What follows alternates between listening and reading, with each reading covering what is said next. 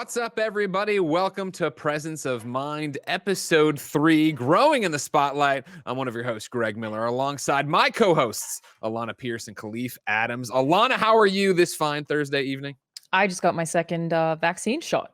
So, round of applause. Yes, right there. very Let's happy to have it. Really can't wait to get a haircut. Is that the biggest thing? So excited. That's what the goals are for it right now. Since Now that 2019, I just need a haircut so bad.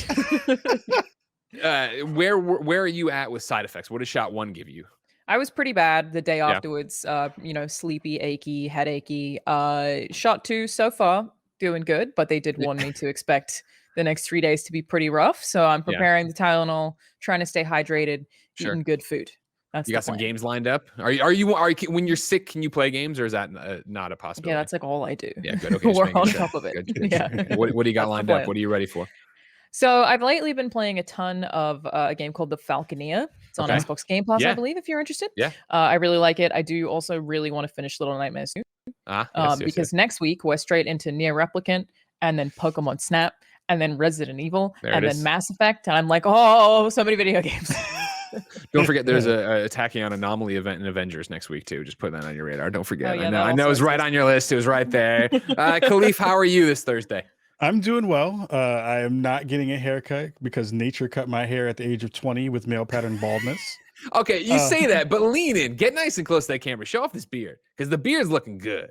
The beard is looking good. Thank God we're not in 4K. Sweet Jesus, because I look like Wolverine just got punched and put one of his claws into an electric spigot. I don't know what's happening right now. It's not bad. It's not bad, but it's about to go this way in a minute, and that part is when it's not really sexy. But that's the line. That's the line when you got to do. Yeah, no one wants to see that yet. I will not be putting that on the gram at all anytime soon. What have you been playing lately? I am rocking so much Outriders and getting my behind kicked every which way that you possibly can. What world tier are we right now? It was on 9. Okay. And then, then it came down a bit. And then it went down real fast to 5 because I want to get it done at some point. But I'm having a blast with it. It's super, super fun. So just rocking a bunch of that right now. Yeah, I'm world tier 13 in Outriders and still addicted to it and grind. But that 13 grind, man, that is the one where it's like, oh no, you got to get in there. This armor ain't gonna cut it. Everything needs to be legendary. You're gonna get it. I think I've been playing at 7. I don't even know it went that high. No, 15's the cap, Alana, and it's not attached to the platinum trophy, so there's a good chance I'll never see 15. But I was like, is there a platinum for that? Is that why you're doing it? No. I mean, there's a bunch of platinums for different stuff, or trophies for other stuff, but it does not appear. And I could be speaking out of turn because I haven't even looked into getting everything. You know what? I would die. This ain't an Outriders podcast. This, of course, is Presence of Mind, presented by Kaiser Permanente here on Cloud9, where we talk about, of course, video games, but more importantly, mental health issues and how they are influenced by video games, influenced by your physical health and everything else. Like I said, today we were talking about growing in the spotlight. So, Alana, Khalif, I'm going to do some housekeeping. While I do that, I want you to think about this. I'm going to come back to you and ask you, what does growing in the spotlight mean to you? We'll tackle your answers before we get into our guests. But for right now, housekeeping, like I said, this is Presence of Mind.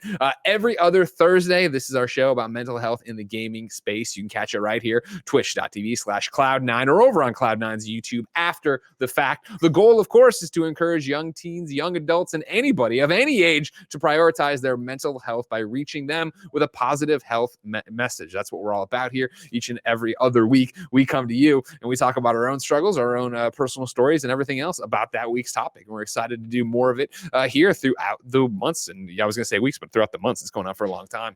Yeah. Of course, we have a clinician in our chat, so we're not just talking out of our butts the entire time. Sometimes somebody pops in who knows what they're saying, give us a little nudge, which they've already popped in and said, shot number 2 is usually worse. And then they did the cry emoji there, Alana. So just batten down the hatches and be ready. All right. It's going to be a weekend. Yeah, but it's a needed weekend, everybody. Yeah. Get vaccinated. Don't be afraid of side effects or anything like that. Here she's showing her battle scar. Look at how cool she looks. You know what I mean? Come on. Be like Alana, everybody. I've been saying I do that on Twitch? Yeah, I think if you were like, I'll show it if you tip, then we have a problem. I think that's the line on Twitch. When you just show it, you're fine. You don't have to worry about it. Beyond that, of course, a lot of our information and our advice is coming from findyourwords.org. It's a website that's available to you for free. It's packed with mental health resources for you to jump in and use each and every day.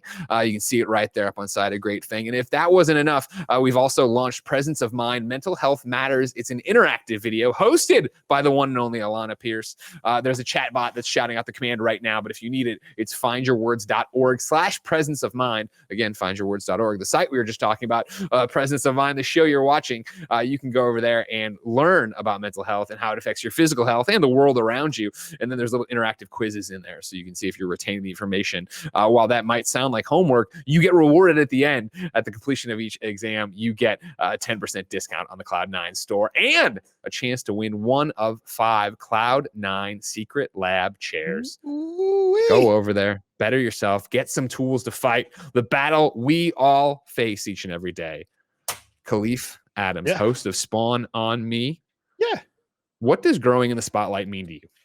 Ooh, I mean, it is multi-layered in lots of different ways, of course, because, you know, I don't think anyone really who is, you know, gotten into a place where you have a platform where you're doing things more publicly really knows how to do that thing from the beginning. No one, you learn as you go throughout the whole process. So learning, you know, in that capacity for me has been, you know, how do I, you know, use the voice that I have to kind of put out positive messages and also be really transparent about what that means from a really respectful perspective of being able to kind of share things out in a good way for everyone, that they'll be able to kind of ingest that in a way that feels good for them too. I think that, plus learning that I don't need to be in every conversation on social media, has been really fantastic.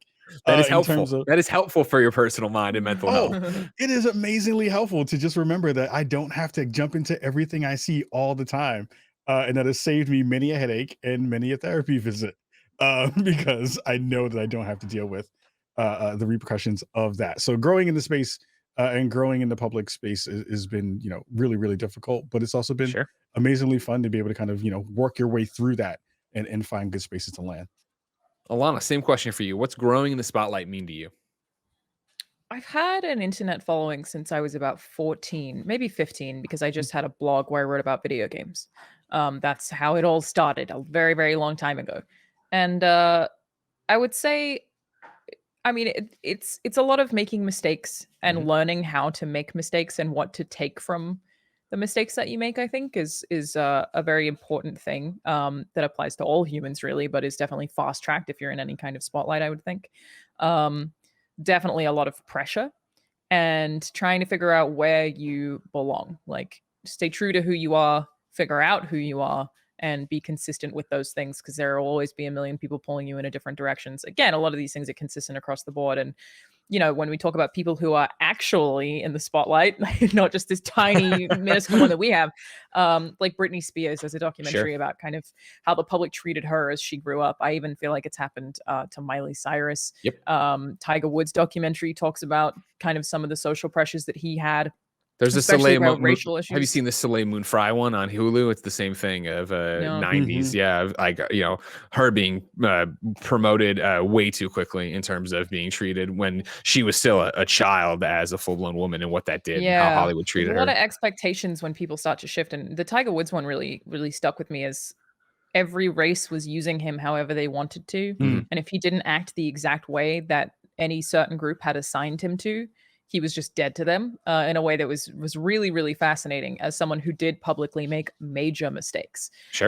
Really interesting to see the shift in that documentary. And it stuck with me for a long time afterwards, being like, okay, you publicly made huge errors that, you know, hurt someone else, kind of ruined their life very publicly too. How do you adjust? And I feel like he actually has. Like, I feel like that was someone that at this point has adjusted. He learned the lesson, and even it changed his approach to how he plays golf, like going from being extremely competitive, not being friendly with players, to being willing to have a laugh while playing with people, play with them casually rather than like walling them off from seeing his strategies or whatever. He became a much more approachable person. So yeah, I think, you know, for the big picture ones, like the people who are actually in the spotlight, I think we treat them terribly, and we got to stop putting so much pressure on people. For the little guys like us, I do think it's a lot of just like learning and making sure that you stay true to yourself, and that you say the things you believe, and that you don't let, you know, it's very easy to say what the internet wants to hear, but that will turn on you in a month. You know, it's not worth it. So it's a lot of just being true to who you are, knowing where you want to go, holding yourself accountable for heading in that direction. 100%. And I think that's the thing, I think when this was a pitch topic and we talked about growing up in the spotlight, there's always that thing of like, oh, well, a viewer can see that. Like, I'm not in the spotlight. But spotlight means, of course, the spotlight your friends, your family, your peers, your friend group, your employer puts on you and what they expect from you. And when I heard the question, right, like I'm right there with you, Alana. The thing I think about in my own journey and growth is learning that it's okay to be wrong as long as you want to learn how to be right, if that makes sense, right? Mm-hmm. Because how many times do you get called on something and of course you bristle up and you don't want to hear it and you push back and you have to choose the hills you'll die on or the things you'll fight for. And I think it's so easy to plant your feet and push out everybody else and be, I'm right, you're wrong, and that's the end of it. And for me, growing in the spotlight means being presented with new information, being presented with other points of view, and taking that moment to empathize and then decide, am I right in this? Am I wrong in this? Sure. And I think, ladies and gentlemen, that's where we want to bring in our guest. Of course, you know him. He is C9 Rainover, the head coach of the League of Legends team here for Cloud9. Rain, how are you? Hey guys, how are you? Hello. I'm great. Thanks for coming on. Here's what I love about you, of course. You went from player to coach. So I think when we talk about growing in the spotlight, you probably have quite the journey yourself. First off, of course, I should go. Congratulations. Thank you so much. Season showdown winners over here, the C9 LCS team. Great job out there. Well, for you, this is such a big topic. Let's start right with it. For you, what does growing in the spotlight mean? Can you guys explain me like what the question exactly is actually? Sure. So the whole topic today is growing in the spotlight, right? Maturing in the spotlight. And it's about having eyes on you as you enter into a space and then grow in it. And so for you, obviously having such a interesting perspective on it, right? Being in this esports realm, going from player to coach, like, do you stop and think about who you were when you first entered the space versus who you are now? When you're coaching, do you explain to those players like lessons from your own experiences and try to coach them that way? I think I didn't understand the question properly. Sorry. Oh, no, don't. Please don't apologize at all. Don't worry about it at all. Basically, let's start here. How do you coach a player? Well, I think there's just like so large topic for sure to talk about for that one. Just mainly, I would say, just finding like a good direction where the team should be going as a team.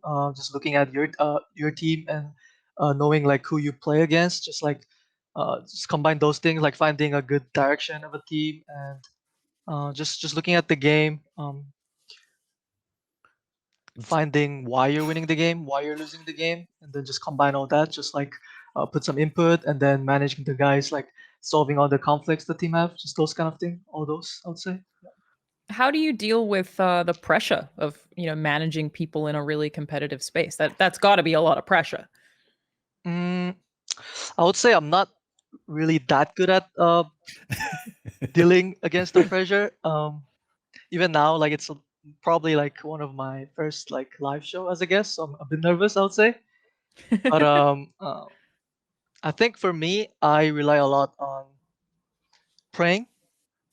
I'm a really religious person, so I would say I rely a lot on praying and just talking with friends and talking with teammates, talking with just the people around me, just like sharing the problems that I have, and then just like letting them know what issue I'm taking, and then like getting a lot of advice, talking with family, I would say, yeah. Have you always had that perspective? Have you always been able to share, or is that something you had to learn?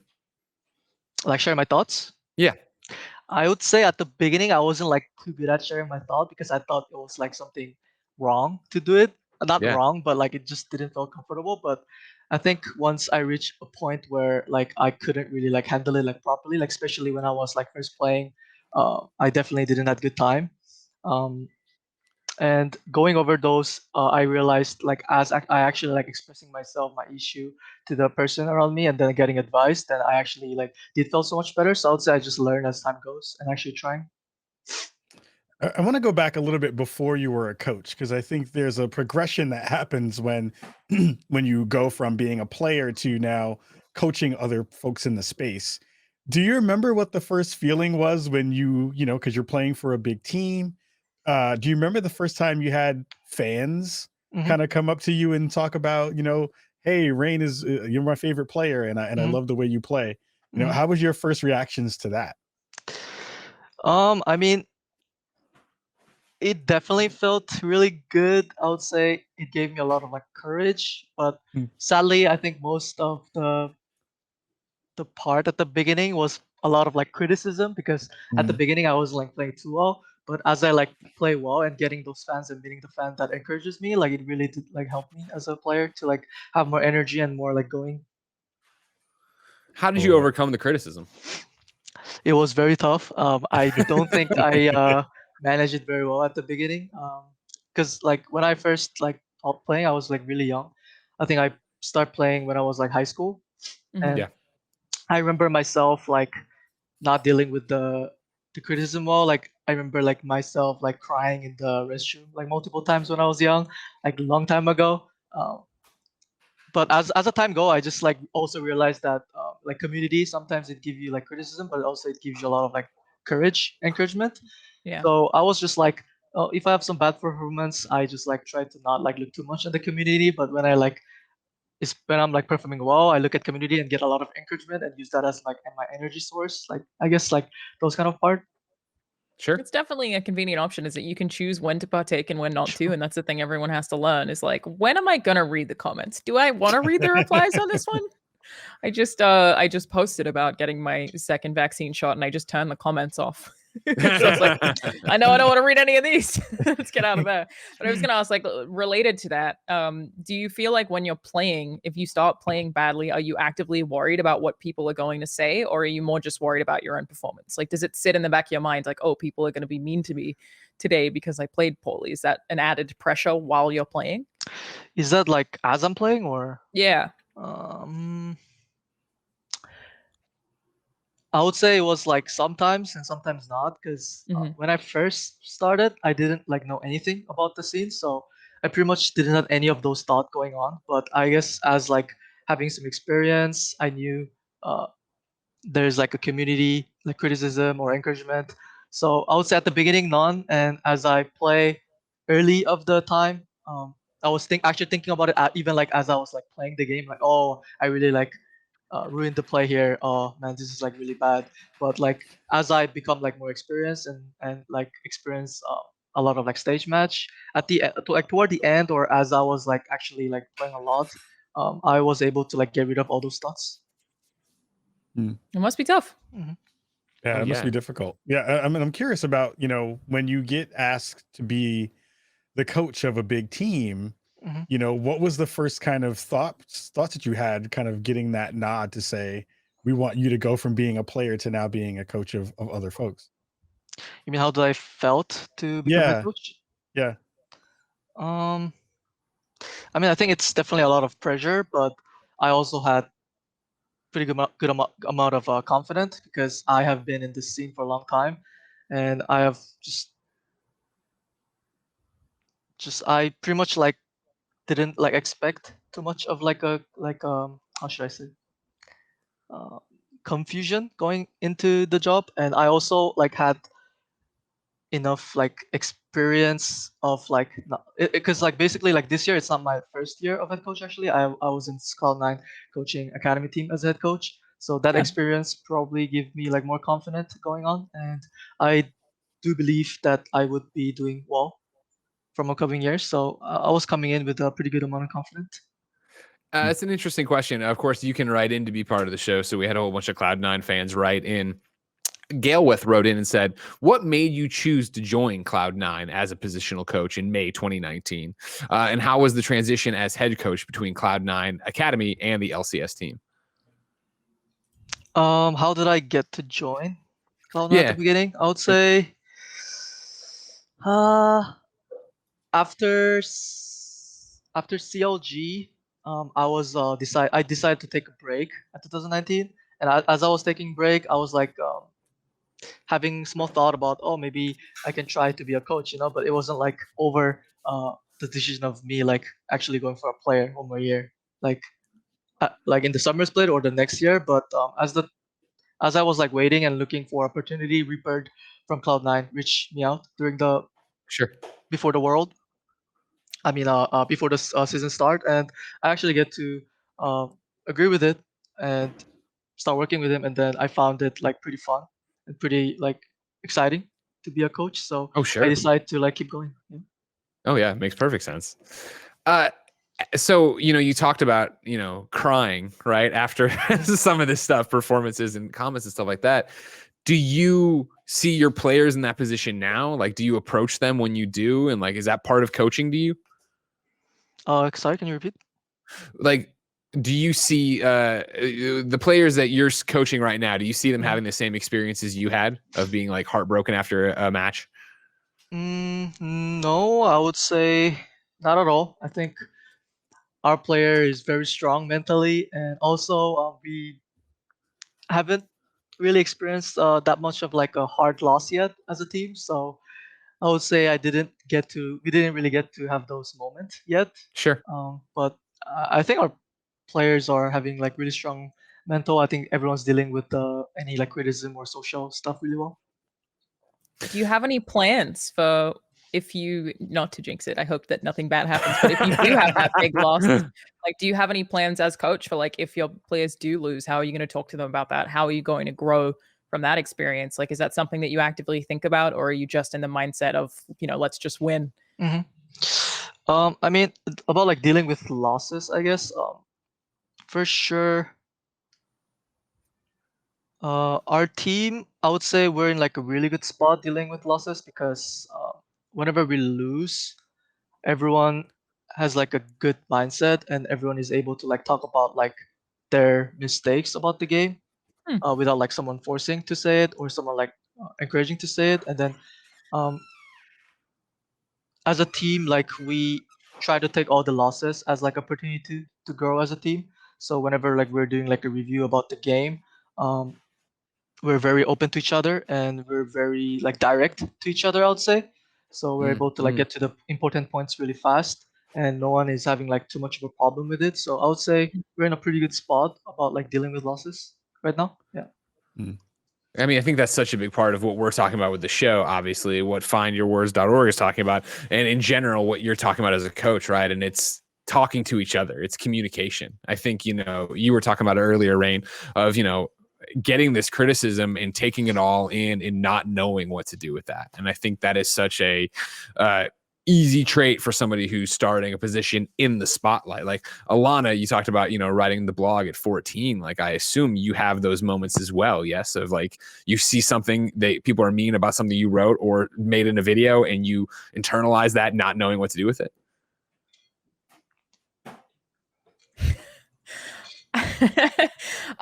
People make videos about me all the time, and I know that they do because people will come to me and be like, "Hey, did you watch this video?" Never watched one of them. Yeah. Not even one time. Yeah. And I kind of I will never even engage with it. I'm like, say what you want. I want no part of this. I know that this guy is saying it. I'm good. But yeah, no, of course. Like, I think when I first started out, dealing with criticism was really tough because to me it was like, well, I didn't ask for you to read this. I just wrote it. Why are you here? And why are you getting mad at me? Like, what have I done? And it was like this weird period of trying to deal with like feeling very attacked for just kind of existing. Yeah. Because I wasn't actively trying to have people read it. I was just sharing stuff I wrote and people were reading it. So it was definitely a thing of like, whoa, I didn't ask for any of this. Why is this happening? And then you get really defensive. And that's definitely a thing to learn from, is like, it's not your responsibility all the time what other people think of you. You don't have to pay attention to it. You don't have to partake in it. Definitely be conscious. Like, I never want to upset anyone. And every time that I have, because I have made a genuine mistake, it's a really upsetting thing. It's like, I've let people down and I recognize that I've done that is a real serious thing. But yeah, I think a huge part of it is like, still to this day, have never watched a video about me. Never will. Like, I do not need any of this content. I'm glad that I haven't, because I'm sure some of it's pretty terrible. But yeah, I do still think, dealing with it's also like, what criticism like am I offered that I know better than other people, and how do I dismiss some of these things politely? Is it even worth engaging? I feel like I get comments on my makeup all the time. Sure. Get people complain that I'm wearing too much makeup or whatever, when really it's only ever just eyeliner. And I always want to be like, I don't have anything on my skin. You just think that I do. because my eyeliner is very stylish. You are projecting. You are projecting. Yeah, they're just like, because you have elaborate eyeliner, you're caked in makeup. Literally none. It's not just my eye. You're like, don't be mad at me because I drink water.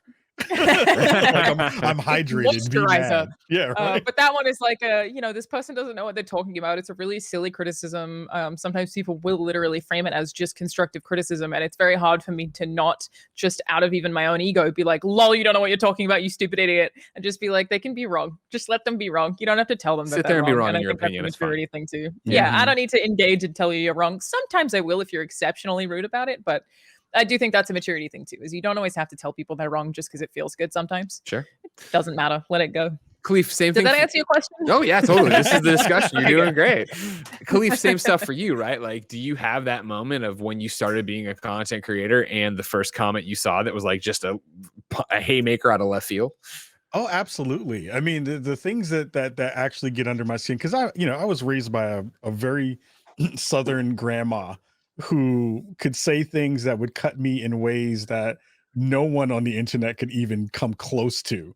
And she would do that out of kindness. So folks on the internet, they don't really get a lot of angst from me. And plus, to a certain extent, to be honest, like I look at all of this as understanding from a baseline that the internet is extremely fickle. So you can be, loved today and people will hate you tomorrow. And that will be what winds up happening in the space. But I am lucky enough to be fairly confident in who I am and who I've become as a human. And I feel like that has been another learning of being in the spotlight for a long time. But of course, everyone is human. I get comments on, like a thing that will bother me more is less if you talk about my weight and more if you talk about how I edited a show. It's like that edit was terrible. I'm like, but I tried on that. Yeah, I'm like, I was trying. I did use a high pass filter. You leave me alone. But if you talk about my, me being fat, you're like, Kali, if you're fat, I'm like, yeah, I know. Like, I got to drop some weight. Pandemic times are hard and cheesecake is good. Those like, comments are really funny when people just point out a thing about you that's true, and you're like, yes.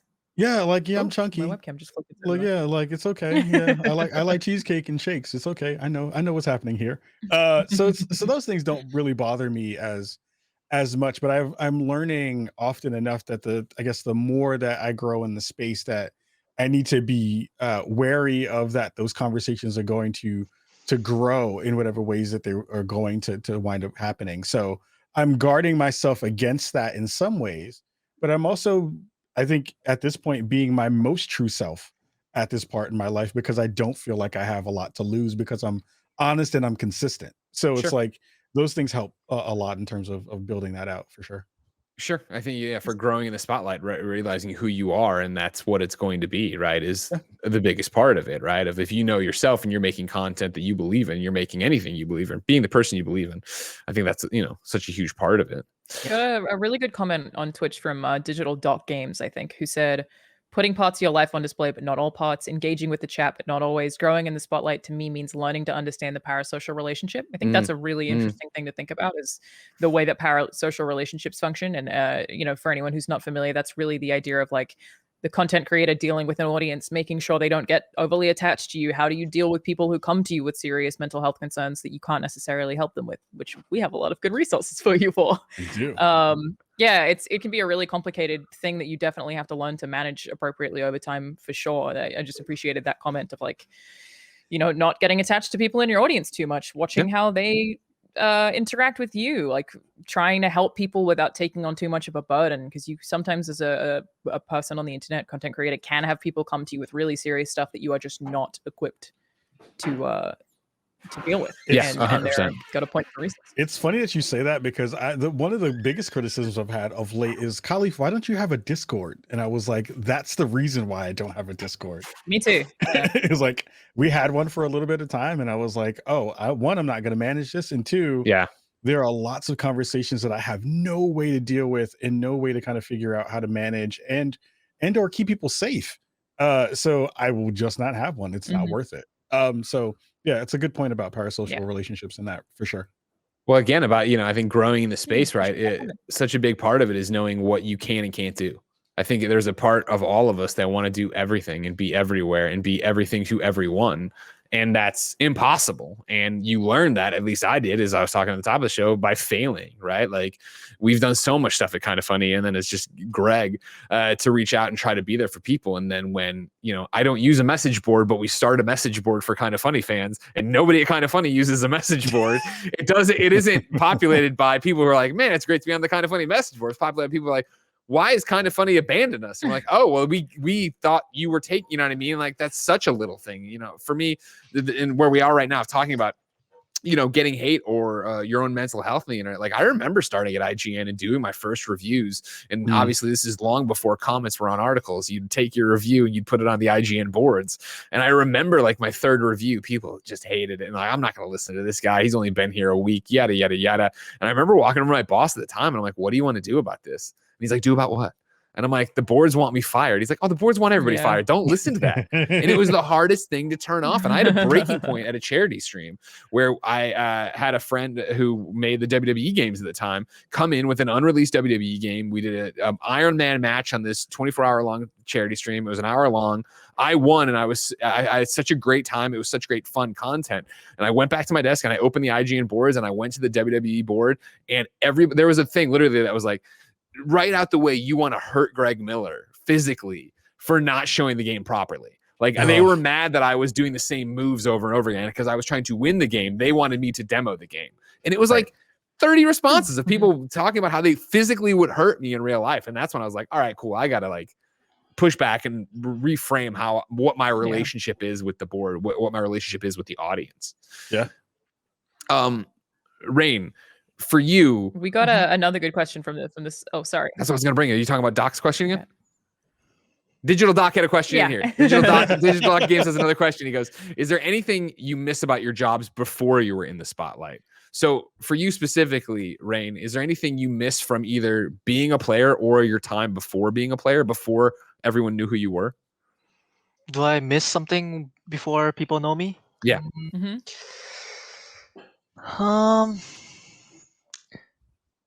I mean, honestly, I don't think there was since I started my job very young, there was not too big of an event before. Sure. I was actually in a spotlight.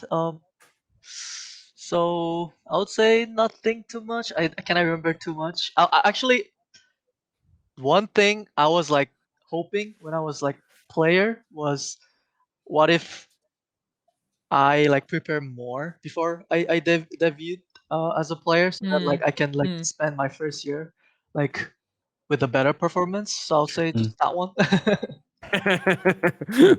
You want to be less time in the spotlight, so you have more of the spotlight when you do get into it. I understand. I respect that. Alana, was that the question you saw, or did you have another one? That was the question I was going to ask. If anyone who is on Twitch watching us live right now wants to ask any questions, feel free. Alana, that question was designed for everybody. Someone asked, when is the giveaway? No, the giveaway is when you go over to findyourwords.org. Yeah, is there anything you miss, Alana?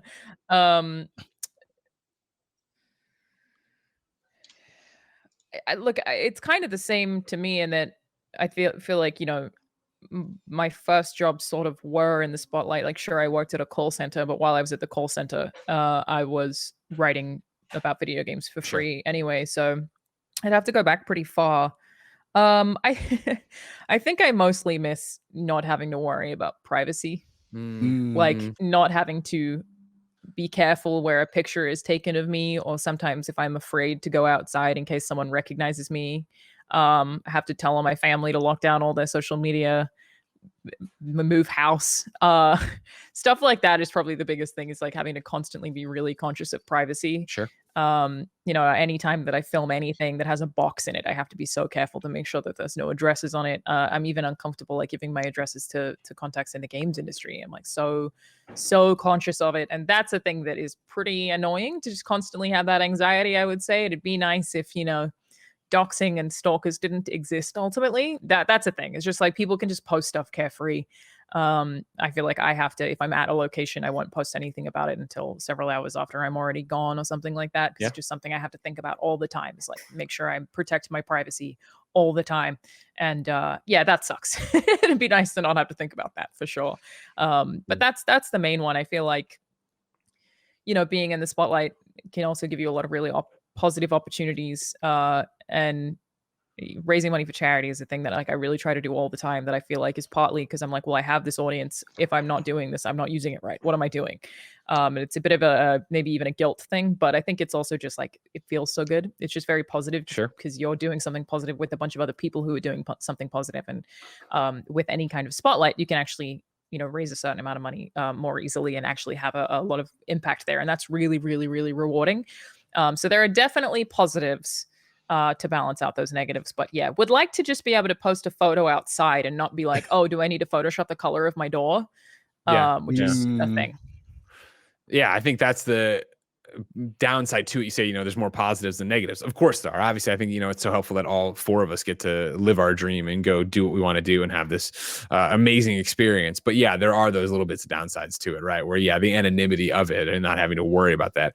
Ka, like, are you seeing that too? Is that something that you face? Not yet, because I don't feel like I'm big enough yet, if that sounds the right way, or if that's the right way to put it. Sure, no, totally. But it is one of those things that where I do miss the ideas of how you can kind of just be yourself all the time. And I am pretty close to that with like I think for most people who know me, the person you see on social media or you see in a video or you see on a podcast isn't not me for the most part. Like it is pretty much what you see is what you get.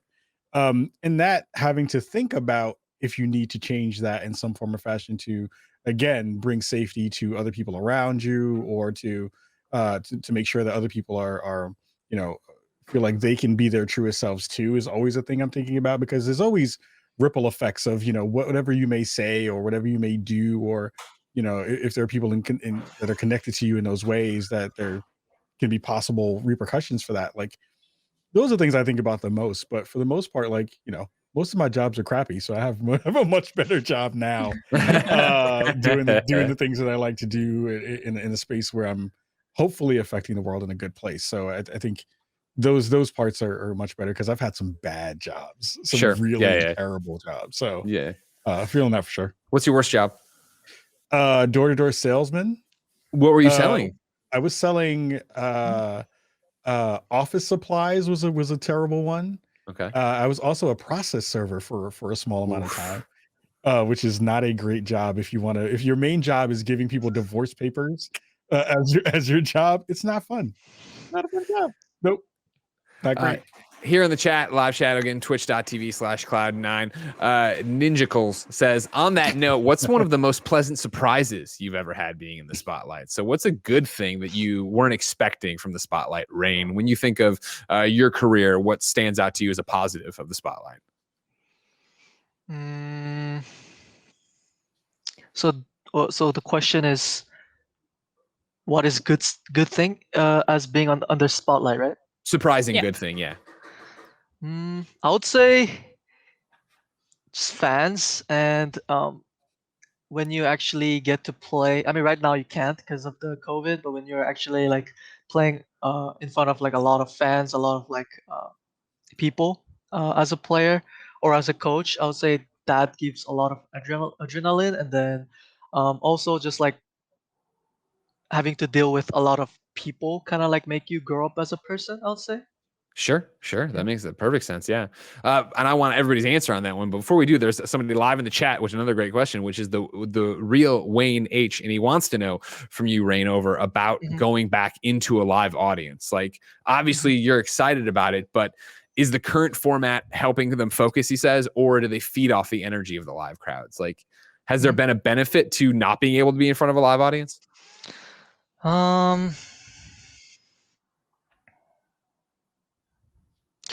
I would say depends on the person. For like a newer players or like people, it's probably beneficial because it's like makes you like less nervous, since you just have to like play in your house in your comfort.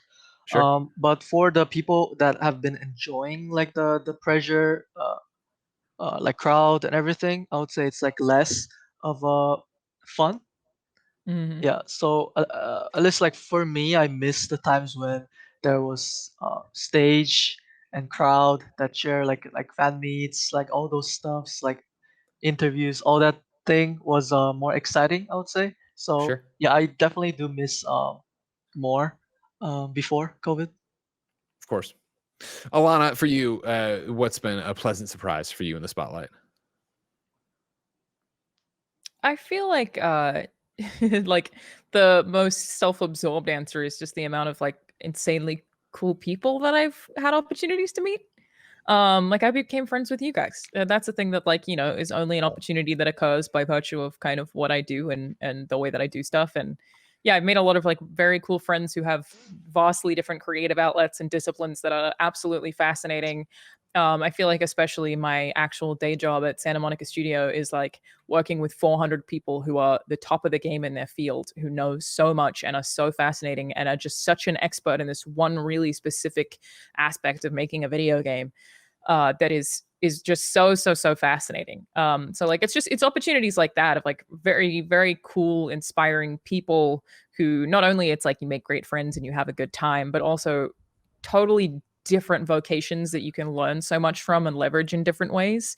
It occurred to me the other day that I know 4 people who've played the Joker in different roles. And I was like, I need to figure out something to do with that at some point. 100%. So when I was like, hang on, there's Cameron and there's Troy, and there's like, I go down the list and I'm like, okay, we got to figure something out for this. So stuff like that, that's just wild and very cool. But of course, like I said before, and it's a thing that I feel like I talk about probably too often, is definitely getting to do charity work is something that consistently drives me, that I think is really important, that just feels so positive. So many people always want to get involved, and you feel like you can actually have an impact where like COVID prevents a lot of like actual real world volunteering. Sure. And I think that that's a thing that is only possible if you have a platform or people that you can stream to who are willing to donate. So that's the thing that if I'm like forever grateful for, even on a personal level outside of whatever cause I'm raising money for, is that it's so good for my mental health. And that's the thing that I think is worth bringing up on this show is what positivity you put into the spotlight, you will often get it back. Yep. You have to put positive stuff out there, and then you will be rewarded with more positive vibes that just keep spreading. So that's definitely a thing. I feel like, you know, I'm an introverted person. I can be pretty socially awkward, but I think that the last year, and especially like, you know, there was 6 months where I was locked down in a studio apartment 100% alone. I didn't see anyone for like 3 months. I went 3 full weeks without making eye contact with a single person. It was wild. And I think if I didn't have the outlet where I feel like I can do something productive with a group of people, you know, raise money for something and have a positive impact, I think I really would have struggled with my mental health. And it did take me, you know, taking that step and reaching out and making the effort to do those things. But the world definitely gave back to me.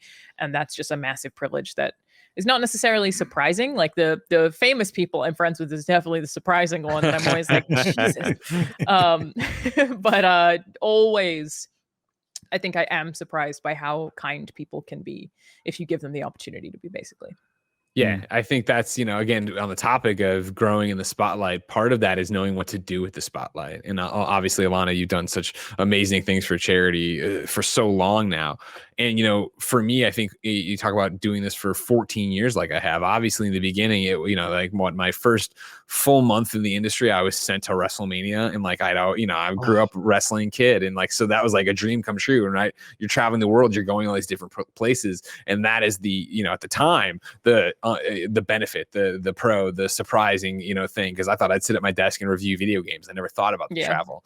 And as the years go by and more of those boxes get checked for me, whether it's, you know, like hosting an award show or winning an award or being a voice in a game or something like that, now it's come full circle to where it's like, for me, I get the most enjoyment out of something like today where like the Blessing show comes out and it's completely done in dreams and everybody's sharing that and talking about how great Blessing is, right? Like it's about growing in that spotlight and not wanting to always be in it. It's about, for me, like, you know, the surprising benefit is being able to pass that on. And it's the same thing you do with charities, right, Alana? When I'll have somebody, a smaller streamer or a journalist or whoever on a Kind of Funny programming and see the audience talk to them and them get a whole bunch of Twitter reactions and feedback and people go check out their podcast. Like, that's so amazing. And like, I love doing that.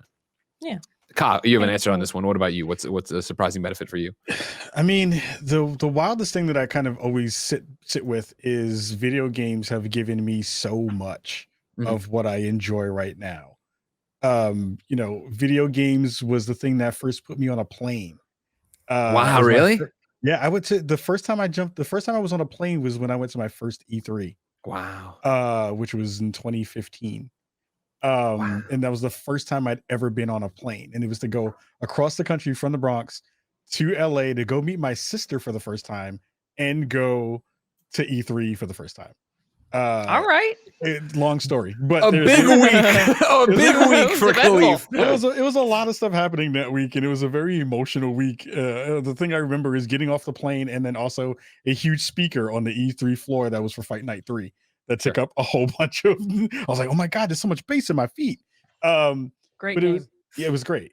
But it was one of those things of like, I think about, all the things that I was told over my lifetime of like, Khalif, you'll never be important to anyone. There's like lots of conversations in there, but getting a chance to do something like the work that I do now, both in Swanamy and my day job, and hearing how people have come to it and have shared messages of this is not only important, but it means something to the world.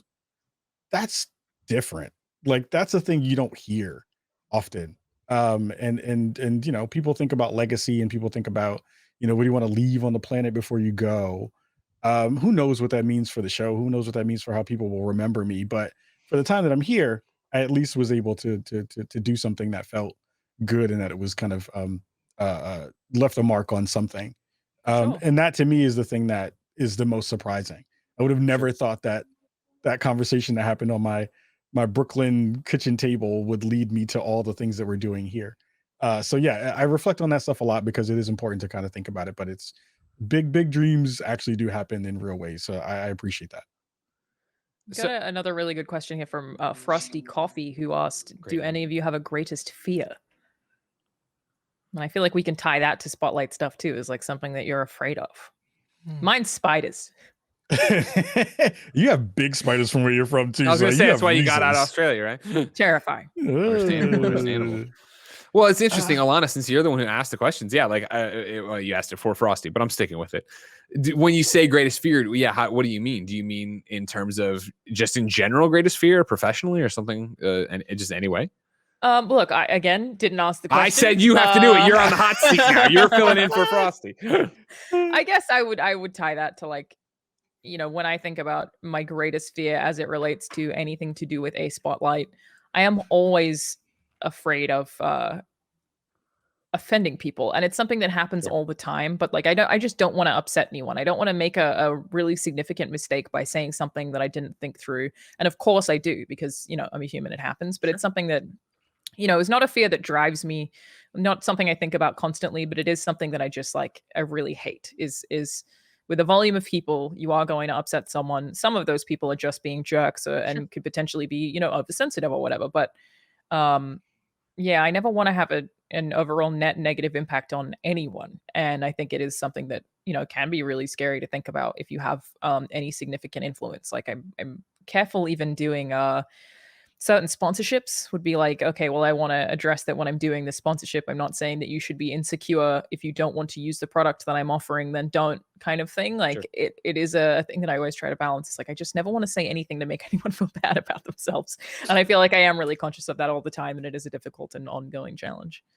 Yeah, I definitely feel that, because I would think, like professionally, in terms of, again, growing in the spotlight, right, it would always be using the spotlight incorrectly. And that would, I think, for me personally, be being a bad person and being purposely mean to someone and trying to tear someone down with it. And like you're talking about, like there's those moments when you do screw up. We've talked about it. It's our third episode. We've talked about a few different examples from my own life of dropping the ball on it. And again, back to my origin argument of this, for me growing the spotlight, is understanding you dropped the ball and committing to do better tomorrow and apologize to who you need to apologize to, because you understand their perspective now.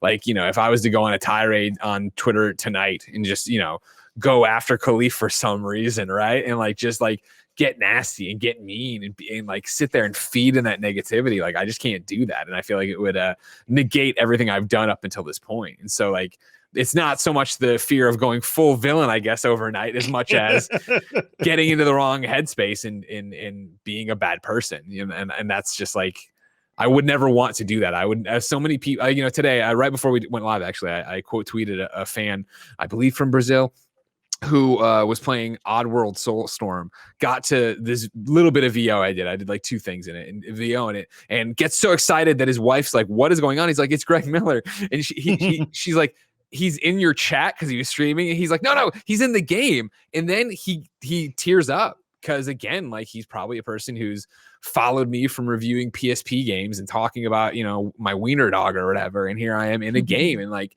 the fact that my life and what the back to what Ka's talking about, you know, that I've had an impact on people's lives in a way I never thought I would.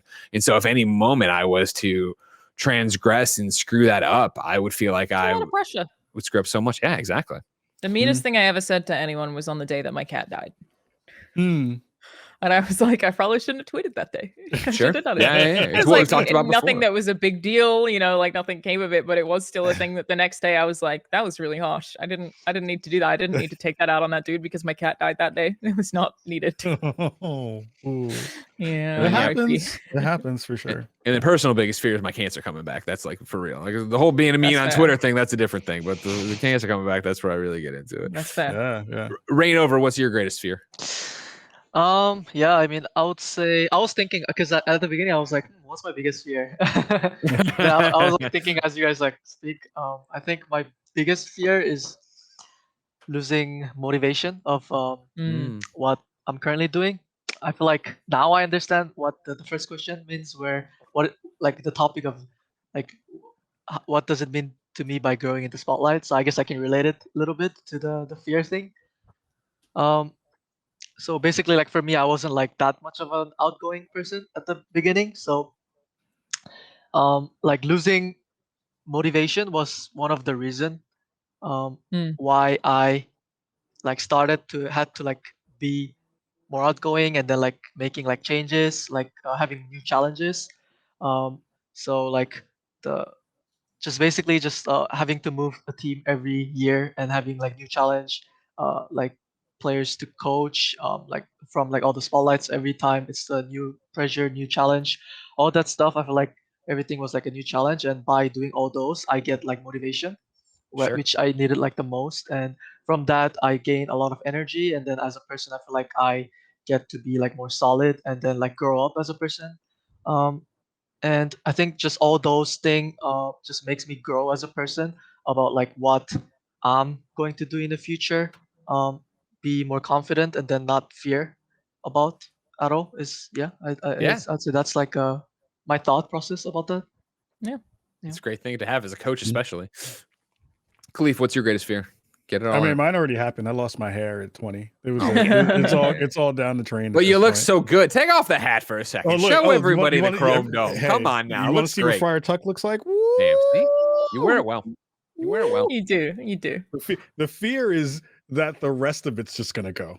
Doing the beard will all come off. I haven't cut it all off because it's not looking great. But I mean, honestly, like fears for me, I kind of have a like whatever will be attitude for most of the things in this life. I think everything kind of happens for a purpose, and just trying to make sure that when something does happen, that I'm prepared for it. I think that's the thing that is one of my bigger fears, is not being prepared for things that are coming, or things that things that I possibly can't avoid. So that's probably it. I mean, my number one biggest fear, like genuine biggest fear, is just anything happening to my family, especially right now because I can't go home.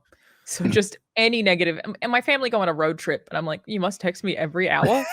I need to know that there's too many valuable people in that one vehicle, and I'm going to cry. So I feel like that's like a constant source of anxiety. But like that's the thing that, you know, everyone as they grow up has to manage, is there are some things that are out of your control, and stressing about them doesn't change anything. You just have to let some things go, and still haven't figured out how to let go of worrying about my family 24/7. Maybe we'll get there one day. Well, like you said, I mean, especially this year, and especially, you know, you not being able to get back there. So, you know, that's got to be, I mean, everybody's dealing with that, but I think even for me being on the same continent as my family is like helpful, whereas like there's so much space between you and yours.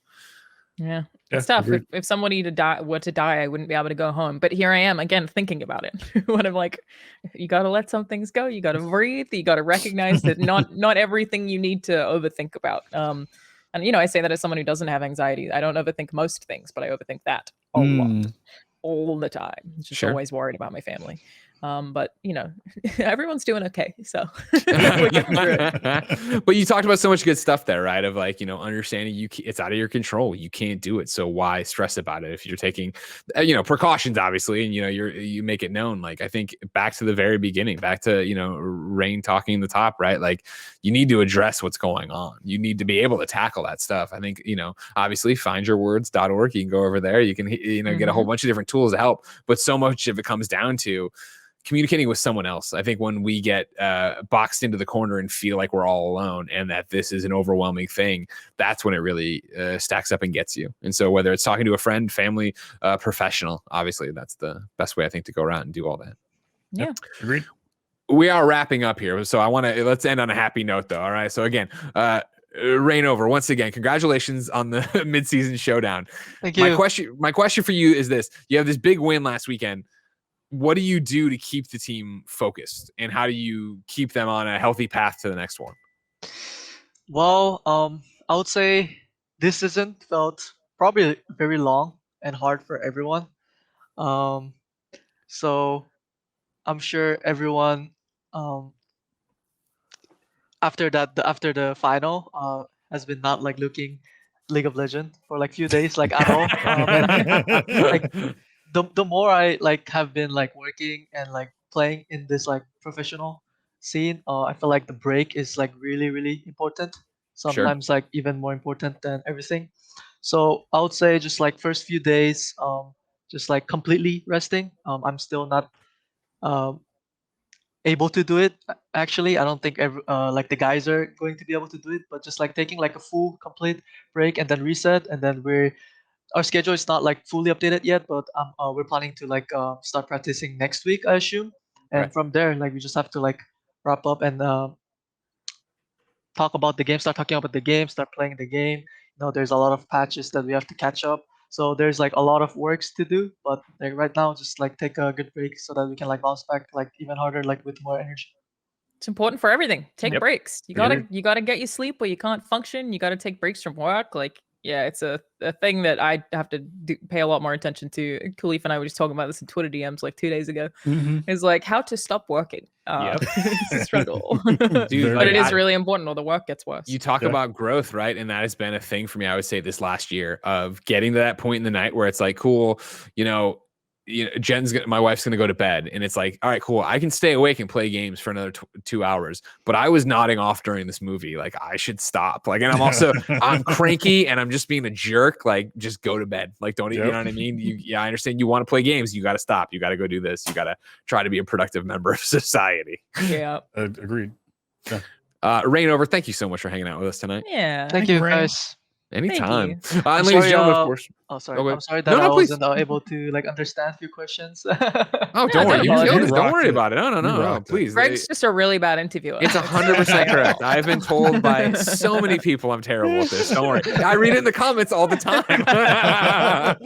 Ladies and gentlemen, of course, this is Presence of Mind. Every other Thursday, we are on twitch.tv/Cloud9 talking about mental health in the gaming space. If you miss it, you can catch it later on the Cloud9 YouTube channel. Of course, if you ever need help or just resources to help someone else, you can go to findyourwords.org. It's an amazing resource. It's a site packed with information on how to help with mental health, little tips and tricks to make your mental health better. And we can't recommend it enough. If you want, you can go to findyourwords.org/presence of mind right now and do the Presence of Mind Mental Health Matters interactive video hosted by the one and only Alana Pierce. Again, you learn some stuff, you see if you understand it, you click on the buttons, and hey, you go through and learn a little bit more. And at the end of it, every time you complete it, you get a 10% discount on the Cloud9 store and a chance to win one of the C9 Secret Lab chairs. Alana, a long time ago in this show, somebody in the chat asked, when do we win the chairs? When do we know? May 27th, it turns out, everybody. So you have quite some time to go over to findyourwords.org/presence of mind. Enter to win there and get going. We will be back in 2 Thursdays. So not next Thursday, but the Thursday after that. Alana, Khalif, as always, thank you for co-hosting this with me. Of course. Happy to be Until here. next time.